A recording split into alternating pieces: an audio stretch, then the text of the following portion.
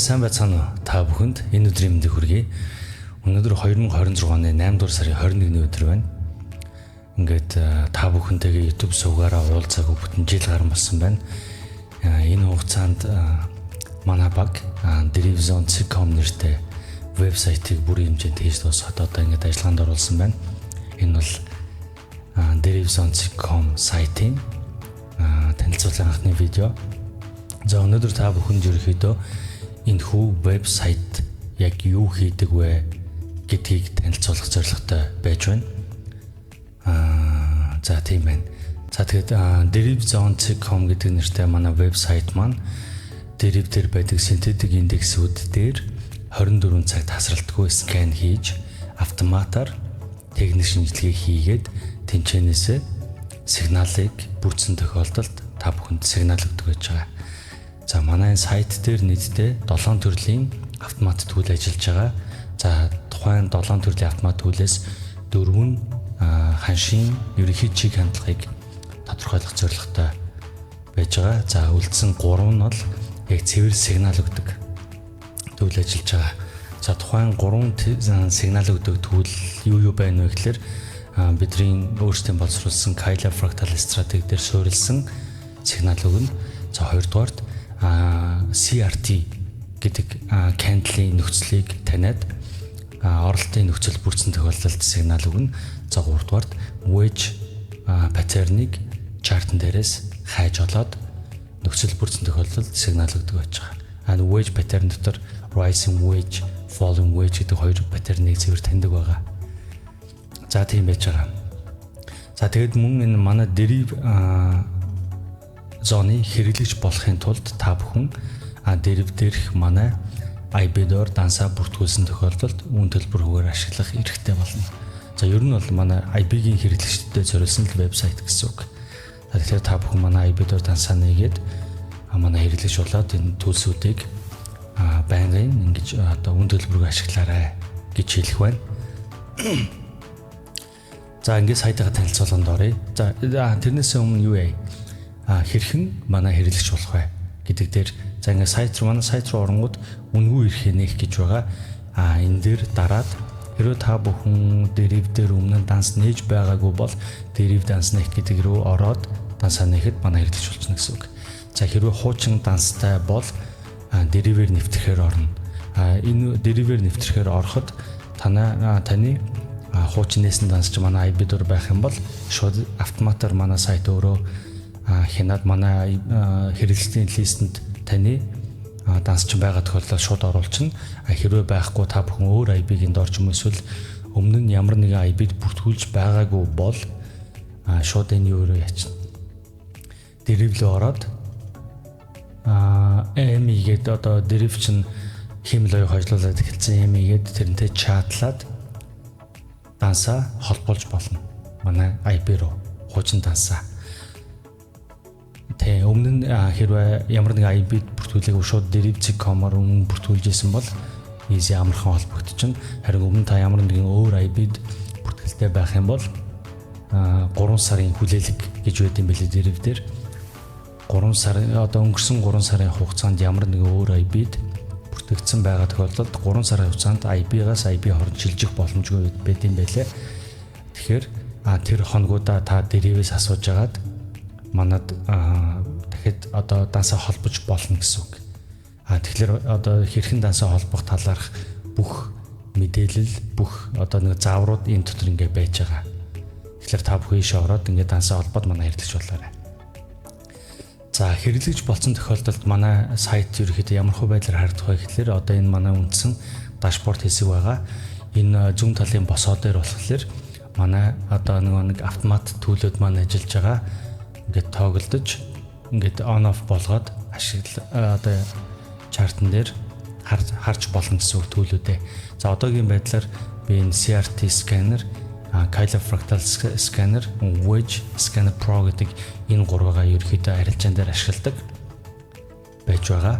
За энэ юун дээр зүүн талын яг энэ тоглоодын доотлолт байгаа энэ хэсэг дээр бол яг миний хардаг бүтээгдэхүүнүүд байж байгаа. Би сүүлийн үед ерөөхдөө нэгсэн бүтээгдэхүүнүүдийг нэлээх төлхөө хардаг болсон байж байгаа. За тэгээд яг энэ хэсэг дээр бол дээд тал нь 5 бүтээгдэхүүнийг ингээд цувуулаад байнгын сканердуулаад сигнал авч болно. Эсвэл та бүхэн одоо 5 бүтээгдэхүүн багтаад байна гэх юм бол энэ дээдлийн чартны хэсэг дээр байж байгаа энэ доошоо харсан сум дээр дарахад ерөөхдөө скан хийгдэж байгаа энэ бүтээгдэхүүнүүд ингээд гараад ирэн таанчаас хүснээ сонгоод харж болно. Эсвэл байнгын тогтмол хардаг 5 бүтээгдэхүүнээ байнга харьяа гэх юм бол энэ дээр ингээд юу ач болно. Байрлуулчих болно гэсэн үг. За байрлуулахын тулд яаж байрлуулах вэ гэхээр за одоо жишээлбэл эдрийг би ингээд төр Excel-ч Excel-д ингээ харах юм бол одоо энэ бүтээгдэхүүн сонгох нэмэх гэж байж байгаа. За энэ дээр ингээд харчна. Бүтээгдэхүүнүүдээ цуглаа тавьчин. За би Dex-ийн бүтээгдэхүүнүүдийг харж байгаа учраас ингээд эдрийгээ сонгочихъя. 600 одоо энэ дээр за 900 тавьчаа одоо 4 бүтээгдэхүүн болцсон байгаа учраас за дахиад нэг бүтээгдэхүүн л нэмье. За 900 даун.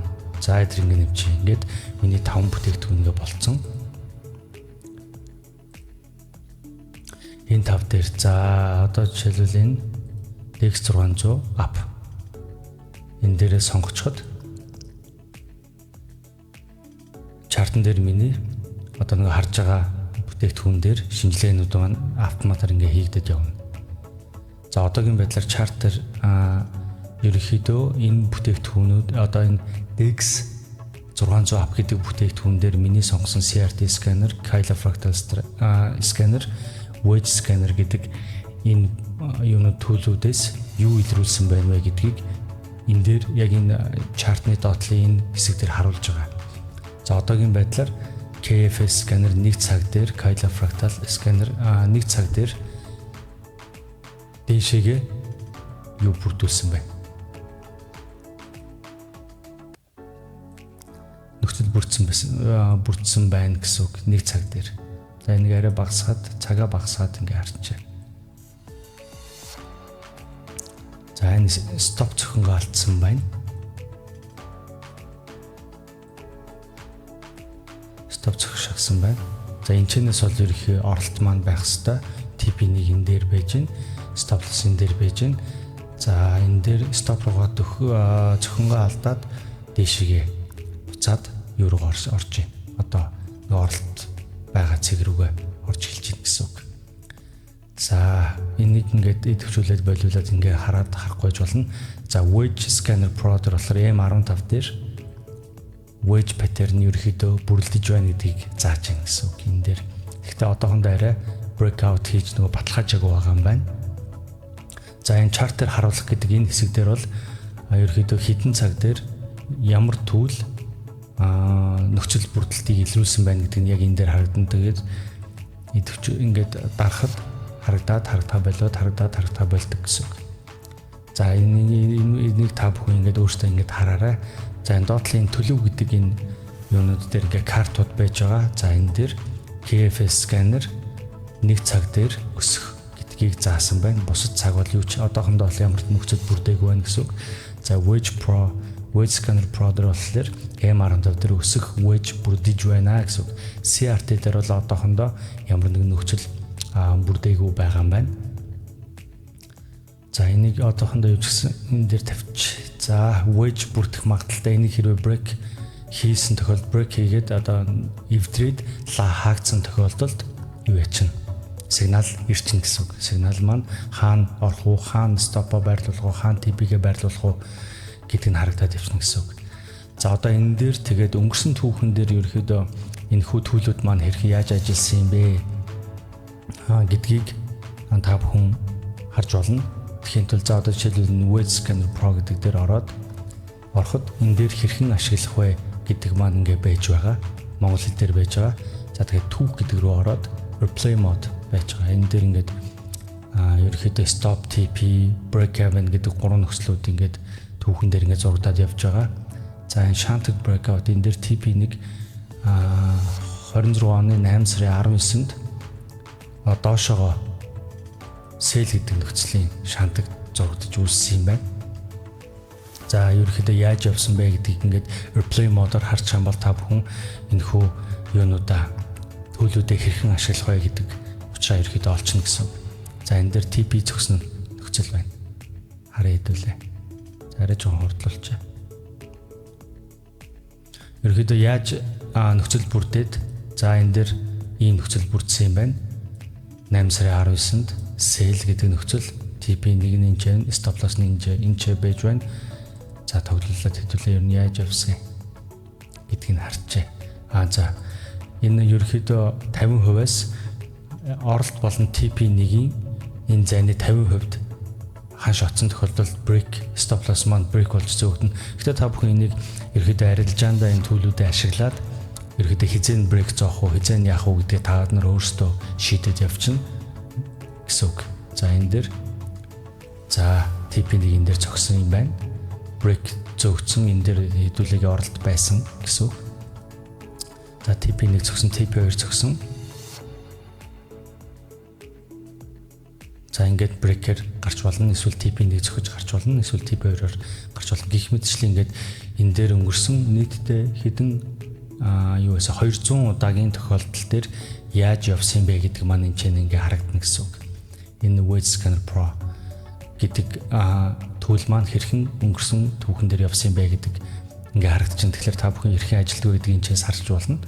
За одоо энэ дээр энэ хэрвээ дээшээгээ энэ falling wedge дээшээгээ breakout хийсэн тохиолдолд танд сигнал өгчнө. За KFS scanner гэж байна, CRT scanner гэж байна. За энэ дээр ерөнхийдөө за 169 удаагийн тохиолдол байсан юм байна. За өнгөрсөн түүхтэр ерөнхийдөө яаж явж исэн бэ гэхээр за энэ stop loss CRT одоо энэ дээр stop зогсон байна. 8 сарын 20-нд stop 1 цагийн CRT дээр stop зогч исэн юм байна. 8 сарын 13-нд 1 цагийн CRT дээр TP зогсон юм байна. Ингээд энэ доотлолтоо энэ ч бас хөрхэн олоодаа TP зогсон байна. За ингээд та бүхэн replay модоор ингээд харчихна. Ерөнхийдөө явандаа та бүхэн төлөвүүдээ ингээд ашиглаад байгаа тохиолдолдоо та бүхэн өөрсдөндөө одоо жишээл range breakout-тэй, out-тай CRT-г сканерыг хослуулж яаж хослуулж болохоор байна. За golden zone дээр яаж ашиглаж болохоор байна. KFC сканерыг range breakout-тай яаж хослуулж болохоор байна. KFC гэж KFS сканерыг яаж ашиглаж болохоор байна. За wedge-ийг ерөөхдөө аль төлөлтэй нь хослуулж ашиглаж болохоор байна гэдгүүдэд та бүхэн өөрсдөө ингээд бас хараад өөрсдийн стратеги болгочих болно. За миний хувьд бол ерөөхдөө одоохондоо юу энийг ашиглаж байгаа. Trend Prog wedge-тэй ашиглаж байгаа. За тэгээд одоо яг энэ нөгөө 3 сигнал өгдөг энэ төлөвүүдэд тавьчаад Trend Pro-го ингээд төвчүүлчихдэг. За ингээ харж агаад хаана ерөөхдөө юу үсэж чинь. За одоо жишээлбэл энэ дундлын энэ хоёр захын биш дундлын энэ юун дээр зон хэсэг дээр хэрвээ wedge паттерн дэшигээ эвдэхдээ энэ дунд явж байгаа move average маягтай энэ энийг дэшиг эслээ гарчих юм бол би нэлээд ихтэй орчдөг ч юм уу те гих мэтлэн ингэж ашигладаг байж байгаа. За өөрчн энэ удаагийн одоо видеон дээр ярих юм чинь ер нь үндсэн ашиглалт бол нэг иймэрхүү байгаа. Иймэрхүү байж байгаа. Тэгээд та бүхэнд ерөөхдөө дараагийн бичлэгүүдээр яг энэ төлөвүүдээ бодит юун дээр арилжаан дээр би хэрхэн ашиглаад яаж TP зохиулсан, яаж ашигтай хаасан, яаж алдагдaltaй хаасан гих мэтлэг бодит арилжаагаар та бүхэнд ингээ хүргээд явнаа гэж төлөвлөж байна.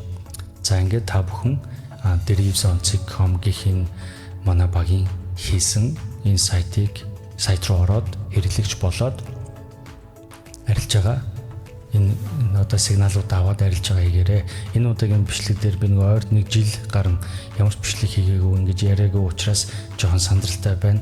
Дүгтаг хийгээд байна. Тэрийг та бүхэн ойлгоорой. Ингээд та бүхэн derivzone.com-ыг ашиглаарай. Амжилт хүсье.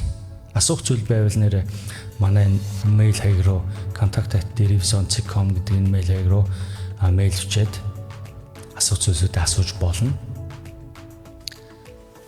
За тэгэхээр иймэрхүү байна. Ерөнхийдөө энэ юунууд маань сигнал өгж байгаа автолүүд маань ер нь их дайжгүй болсон. гэж бид нар өөрсөндөө бол дүгнэлт өгж байгаа. Үнэхээр дажиг болсон байлээ. Сэтгэл одоо нэг сэтгэл ханамжийн хувьд бол маш өндөр байж байгаа. Ингээд та бүхнээс хойш ингээд нэг харанхуугаар арилж хийх шаардлагагүй боллоо. Та бүхэн энэ төлөвлөлтөд ашиглаад ашиг хийхийг ерөөе. За дараагийн бичлэгээр уулзлаа. Түр баяртай ажиллая.